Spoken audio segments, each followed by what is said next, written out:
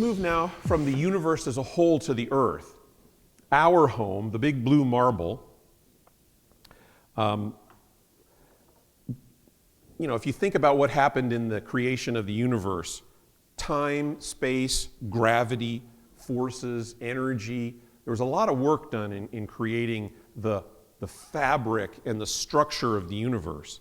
But then into that universe, God placed the Earth, made of matter, filled with energy, adhering to the principle of gravity, having an atmosphere of balanced carbon dioxide, oxygen, nitrogen, a water supply. It's actually, in the original, the scriptures say it's a ball of water.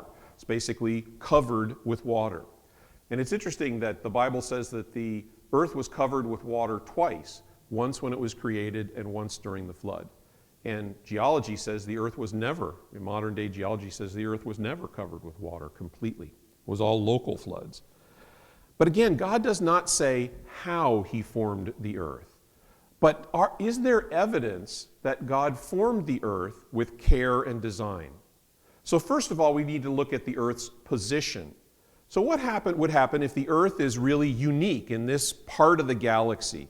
It's the most unique, diverse planet in the nearest 10,000 light years. And that, remember, is a distance, 10,000 times the distance that light travels in 1 year.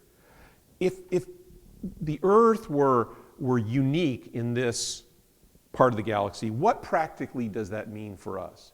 Because we'll never be able to travel in our lifetimes 10,000 light years away, right? We can't go to the speed of light as a physical being, and even if we could only go 100 light years away before we die, right? Because we only live 100 years. Although it might be time dilation, might be space Dave would maybe disagree with that. But practically, this means that Earth might be special in this part of the galaxy. And we certainly can't see the rest of the galaxy or the universe, but as far as we can see, Earth is the only life-bearing planet. In fact, there have been major attempts to find planets, terrestrial planets, outside of our own solar system. And those have been largely futile. I mean, large planets, gaseous type planets, but and I just read this past week or two that there was some suspicions that they had found a candidate planet. That's okay, but it's still not like Earth, bearing life and unique in the way it is. So, but the point here is that the Earth is a privileged, special place because it sits in a place in our galaxy that shields it from external bombardments, and so it's sheltered. It has a particular distance from the Earth to the sun that allows it to be just the temperature that it needs to be. Not too hot, not too cold, right? It's kind of like the porridge, just right. Gravity and temperature are just right. The gravity is just right that our atmosphere is retained around our planet. Look at the atmosphere around the moon. Is there an atmosphere around the moon? Very, very, very, very, very, very, very slight gaseous type emissions, supposedly, around the moon. But essentially no atmosphere because there's very little gravity. But we have an atmosphere. We have a rotational speed that's just right to allow us to have a 24-hour day and an orbital speed that allows us to have seasonal variation around a year. We have a moon that is paired with us as a pairing that allows tides to occur in the world in a special, very beneficial way. We have a clear atmosphere so that we can actually look out from where we are in the galaxy and see the other parts of the universe and the galaxy and explore and find things out. The moon is 4 times smaller. Is that right? The moon is 4 times smaller than the sun, but the sun is 4 times further away. And so the moon exactly covers the sun during an eclipse. It's kind of an interesting relationship, isn't it? That at this point in history, the moon would perfectly eclipse the sun. The conditions for life with the ability to understand the universe coincide. In other words, if people had not been here to be able to look up in the sky and to find out about the universe, it's an interesting coincidence of the conditions to find out about the universe, and the beings that have the intellect to be able to look and understand what they're seeing out in the universe and put those two together. That the universe is discoverable, logically discoverable, is really surprising to very many scientists. Why should it be that way?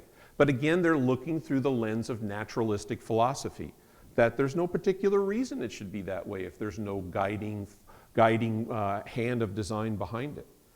And again, the physical laws and the constants of the universe are both finely tuned and intelligible. So the Earth resides in a particular place with many conditions that are unique in our part of the universe and the galaxy to allow life to exist. So the conclusions from astronomy, and this is from Robert Jastrow in the 70s and 80s and maybe 90s before he died. He was one of the top NASA astronomers. He's very well respected. He's not a name that you would know, but he is very well respected, wrote many, many books. Now we see how the astronomical evidence supports the biblical view, and he is an agnostic. He was an agnostic. He's not necessarily not a Christian. The evidence supports the biblical view of the origin of the world. The essential elements in the astronomical and biblical accounts of Genesis are the same. So it's hard to find, almost hard to find skeptics in physics and astronomy departments nowadays, because there's so much evidence of the beginning of the universe, the reality of God, and the uniqueness of the world and life. Well, we said God created the earth. God didn't say how, but he certainly is a God of order and sequence and pattern. That's where the 6 days of work and 1 day of rest come from, pattern for our week. And there is evidence that intelligence played a role in the placement and design of the earth. Now, if you think about the heavens and the earth, okay, God created the heavens and the earth has 3 basic environments: water, the atmosphere, and the land. And that was the beginning to support life. And the first life, according to the scriptures, was plant life. That's very complex, multicellular life in terms of plants. Plants are little tiny factories of photosynthesis designed to capture sunlight. It's an incredibly complicated but incredibly important ability to capture the sunlight from the sun, turn it into the biochemistry to fix carbon into sugar, and then that provides the basis for life of the plant itself, as well as life on up what would become the food chain. It has energy gathering capabilities. It is dependent life. It's dependent on the sun. But it is self-renewing life. Plants have seeds within themselves that renew their life moving forward. But that also means they have genetics, that there's DNA, that there's information. Where did the information in the plants come from? To design their structure, to design their biochemistry, to design a photosynthesis. Where did it all come from? Heritable genes. And many plants actually have male and female forms. Some plants use asexual budding, but there's also sexual transmission or mixing of different genetics. And there's tremendous flexibility in plants in terms of if you look at, what are they, orchids, right? The tremendous diversity of orchids you can breed. So plants were the first life according to the scriptures, followed by animals and birds. Also complex, conscious, dependent consumers, self-sustaining. Birds lay eggs. Animals in the ocean have various ways of reproducing and creating young. But they are conscious life. That's different from plants. Plants are not conscious life in the same way that animals and birds are conscious life. And people share many of these characteristics with birds and animals, including consciousness, but a different kind of consciousness, and a consciousness that is able and open to receive God, and a nature that is made in the image of God. And so there are similarities, but there are many differences as well. But plants, animals, birds, people have flexibility within certain limits, right? We have the ability to have different people from different countries of different skin colors, right? And you can actually show how that could happen in just a very, very few generations, starting with heterozygous individuals.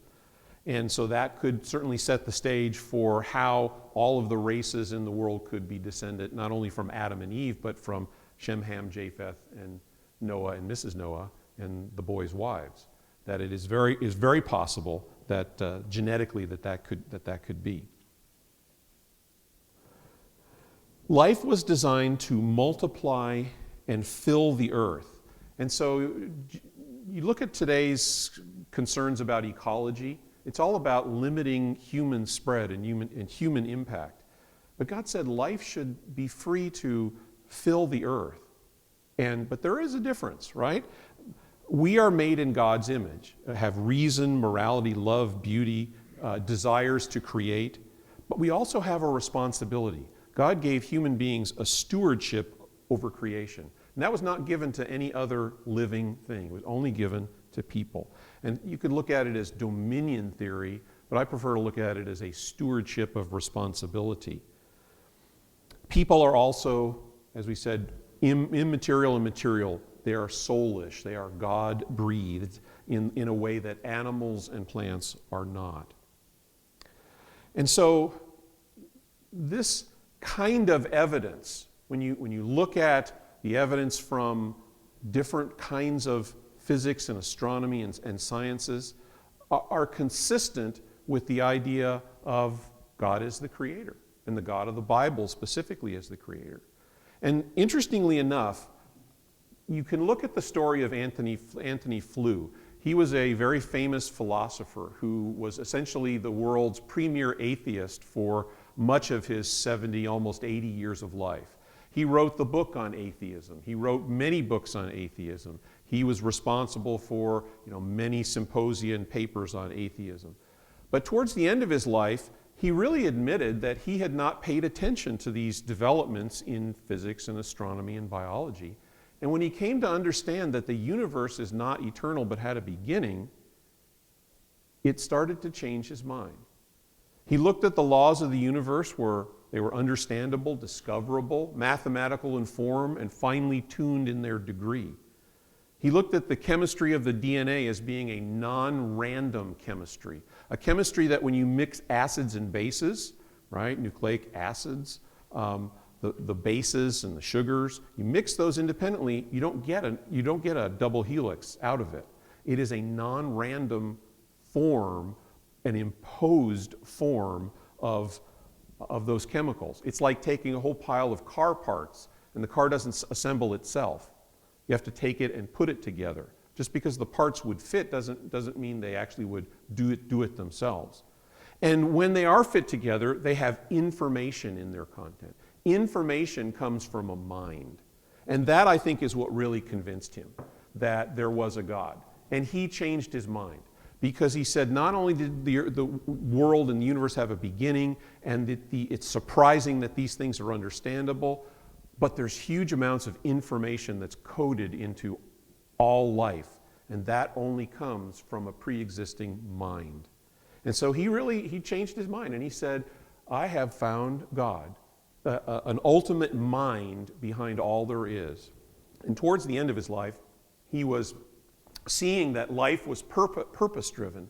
And he was working with an individual who was a Christian and who actually wrote half of the portion of his book called There Is a God. It started out with There Is No God, but then they scratched out no and that there is a God. And that's part of the title.